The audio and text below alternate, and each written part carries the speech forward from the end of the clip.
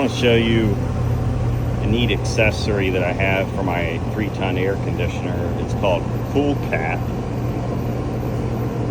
I'm not affiliated with it. I bought this with my own money. There's the website.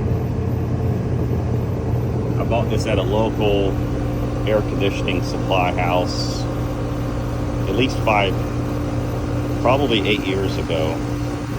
But what I was dealing with was when it didn't have this air conditioner, all the oak leaves would fall in through the vents here, and then it would just, I would get several inches of leaves down in the air conditioner.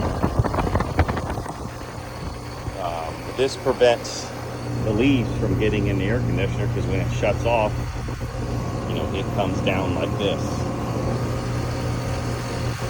But I just wanted to show you, saves a lot of extra cleaning,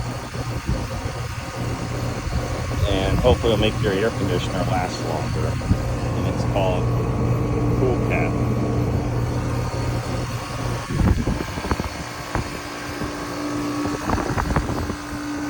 And in that box there, I have my soft start ICM 870 16A, and I'll make a video soon of a permanent box to install it, and this is just temporary.